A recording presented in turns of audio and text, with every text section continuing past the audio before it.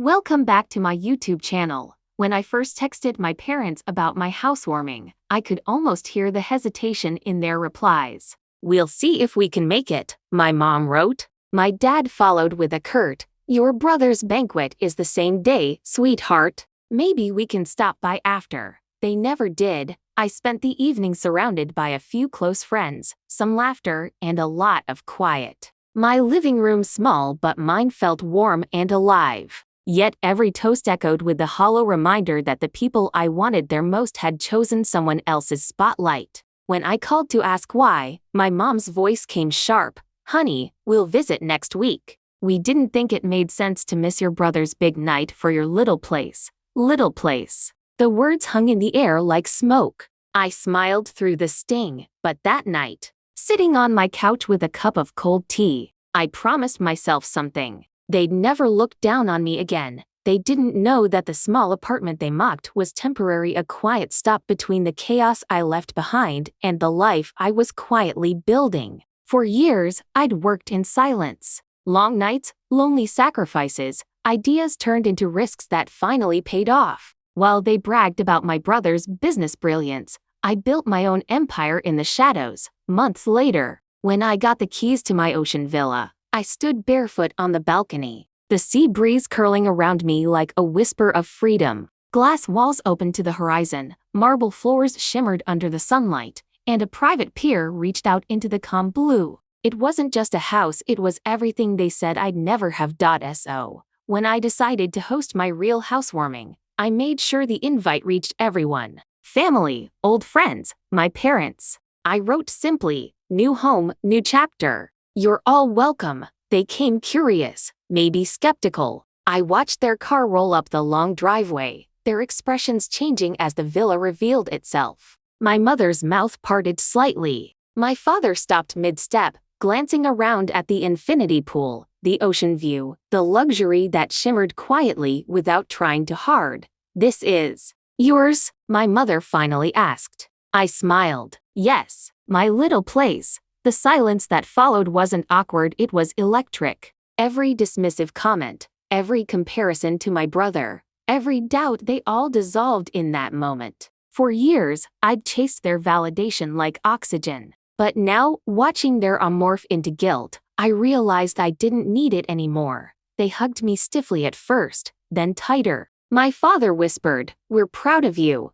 but it didn't land the way it once would have. I wasn't that girl anymore, the one waiting for their approval. I'd already given myself the respect they never did. As the sun sank behind the waves, guests laughed by the pool, music drifted through the evening air, and my mother's eyes glistened with something between pride and regret. For the first time, I didn't crave her apology. My success wasn't revenge, it was release. My victory wasn't in their shock. It was in the calm that followed it. The kind that only comes when you stop proving and start being. When I first texted my parents about my housewarming, I could already sense their hesitation through the screen. I had just moved into my new place, nothing huge, but it was mine. I'd worked hard for it, every penny saved from late nights and side projects, every choice made on my own terms. I'd imagined them walking through the door, proud smiles on their faces, my mother commenting on how cozy it was, my father clapping my shoulder and saying, "You did well, kid." But that moment never came. My mom's reply was polite but distant. "We'll see if we can make it, honey. Your brother's banquet is the same day." A minute later, my dad added, "Maybe we can drop by after." I knew what that meant. They wouldn't. They never did when it came to him. I spent the evening pretending not to care. My best friend brought flowers, someone else brought a cake, and laughter filled the little apartment. But even as we raised our glasses, I kept glancing at my phone, half hoping for a message that never came. The music played softly, candles flickered, and the walls felt too quiet despite the company. It was a celebration, but I couldn't shake the ache of being second choice. When I finally called the next day, my mom's voice was casual, as if nothing was wrong. "Oh, sweetheart," she said, "we'll visit next week. We didn't think it made sense to miss your brother's big night for your little place." Little place. The words stung more than they should have. I laughed it off, saying something like, It's okay, I understand, but my throat tightened around the words.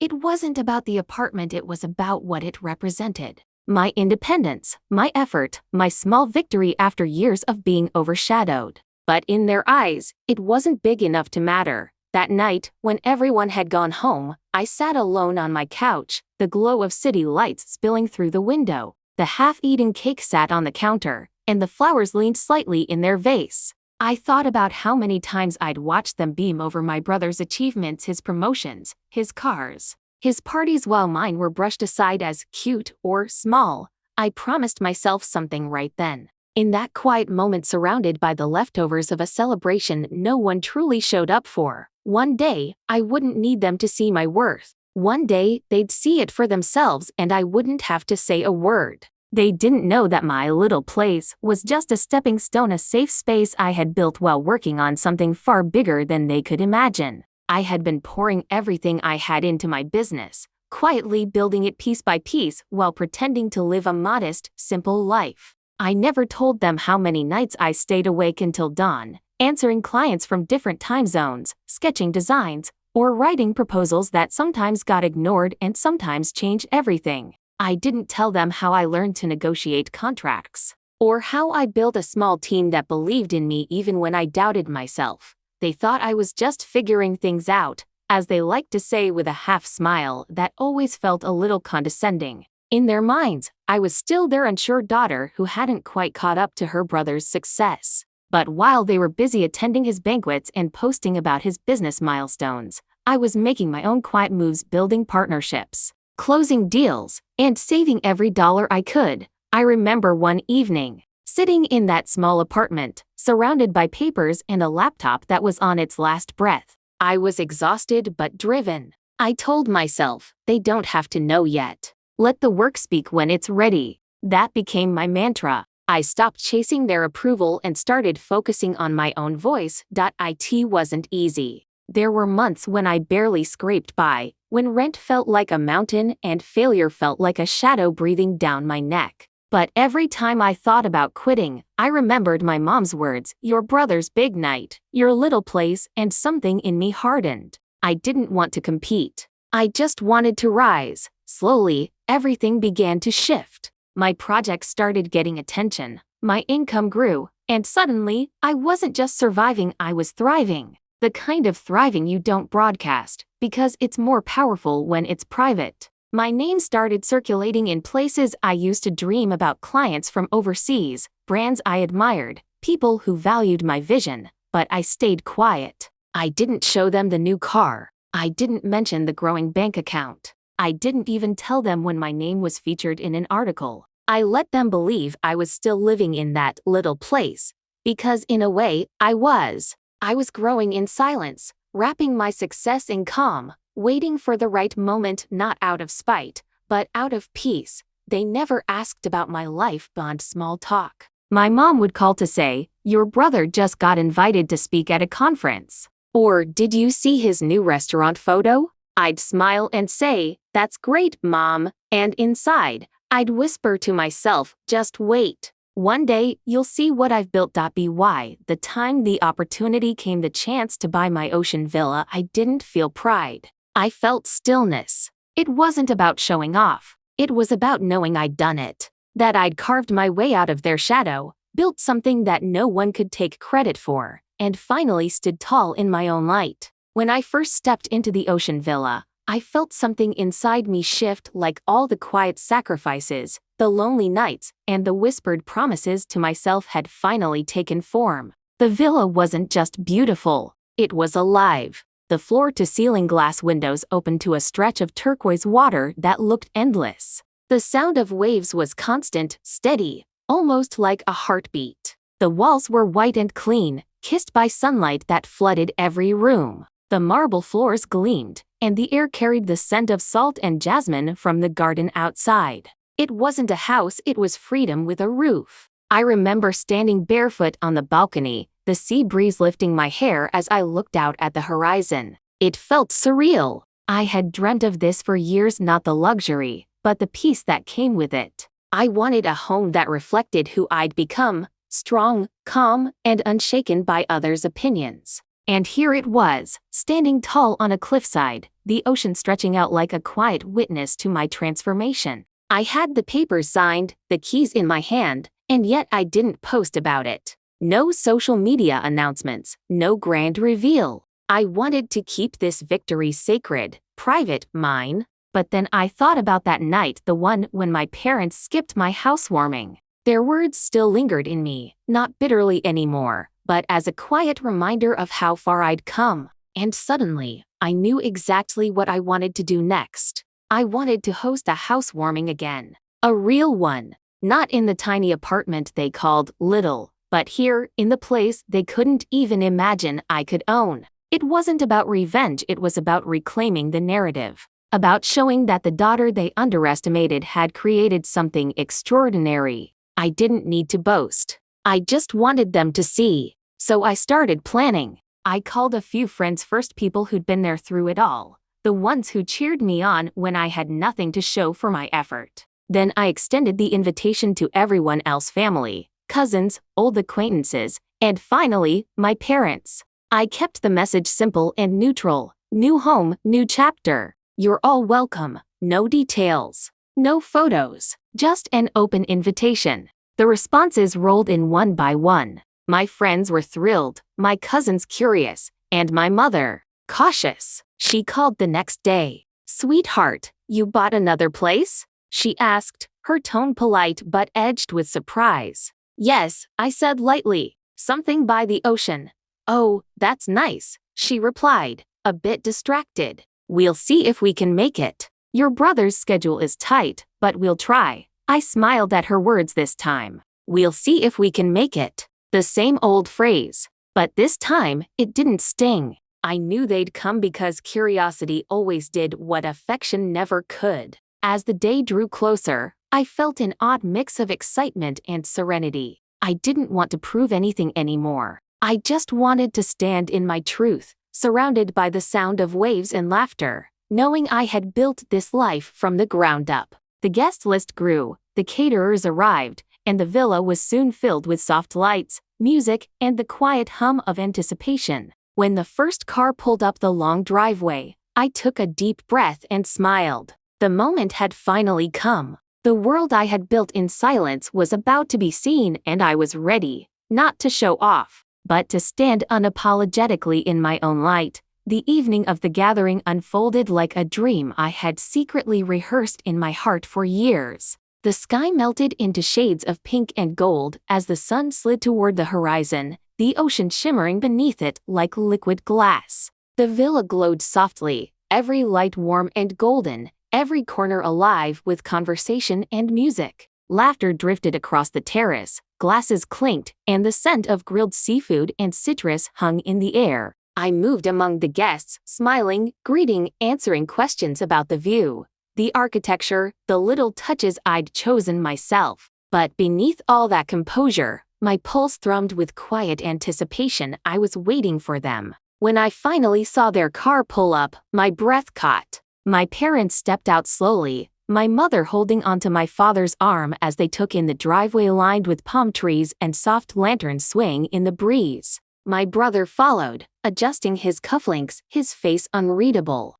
They looked around, clearly confused, almost hesitant to walk forward. It was as if they couldn't quite believe the invitation had led them here. I walked toward them, calm and smiling, wearing a simple white dress that fluttered lightly in the wind. My mother's eyes darted around, taking in the view of the ocean, the infinity pool stretching toward the horizon, the guests laughing in designer dresses and linen suits. "This is your place?" she asked finally, her voice barely above a whisper. "Yes," I said softly. "My little place." The words hung between us, heavy with memory. For a moment, none of them spoke. My father's eyes flickered from the villa's glass façade to the vast terrace overlooking the water. I could see something shift in his expression, a mixture of awe and confusion, maybe even regret. My brother gave a small, almost forced smile, muttering, "Wow, you really did well for yourself."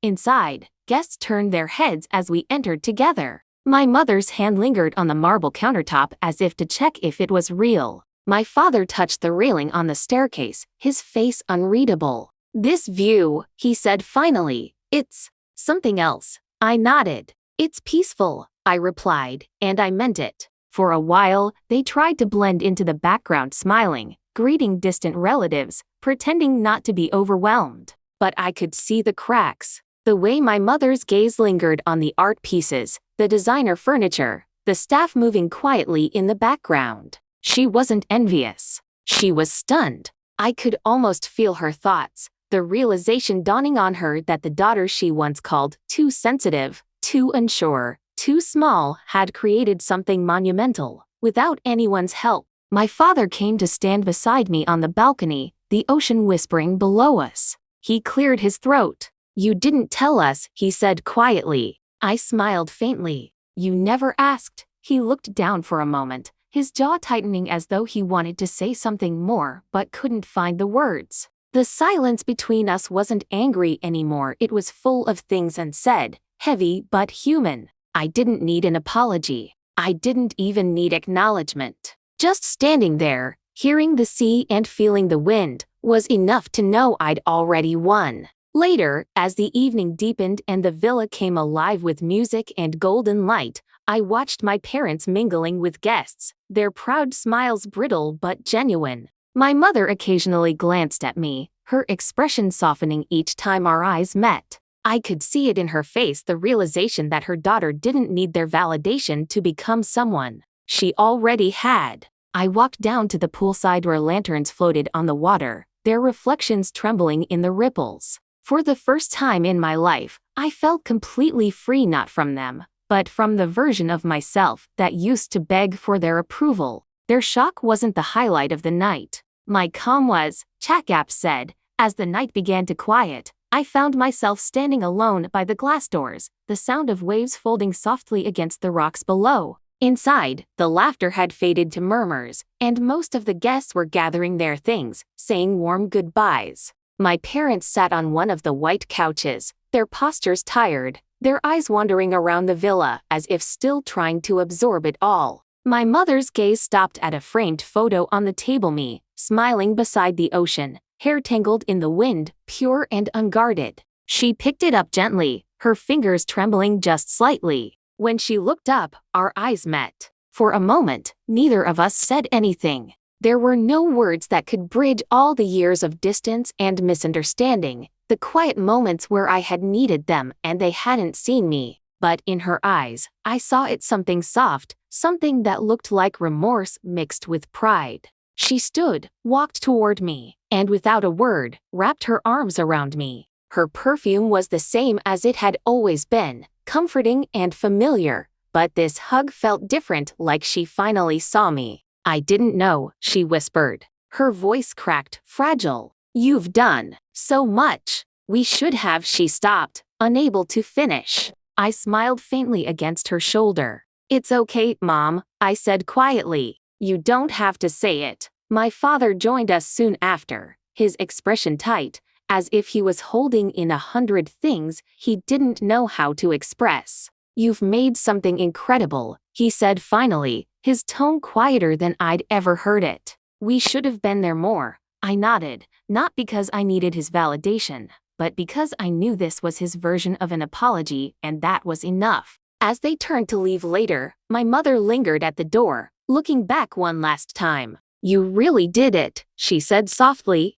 "You built something beautiful." Her eyes glistened, and for the first time in years, I believed her words came from a place of truth, not obligation. When the door finally closed behind them, I exhaled deeply, as though releasing the last of an old ache that had lived in my chest for too long. The villa was quiet again, the only sound the rhythmic hum of the sea outside. I walked out to the terrace, the night air cool against my skin, the stars scattered across the dark water. I thought about the girl I used to be, the one sitting alone in that tiny apartment, holding back tears because her parents chose someone else's moment over hers. The one who thought she wasn't enough, no matter how hard she tried. And I realized she wasn't gone. She had just evolved. Every time they overlooked her, she grew stronger. Every time they doubted her, she built another layer of resilience. Every scar had become a foundation stone for this life she now stood in.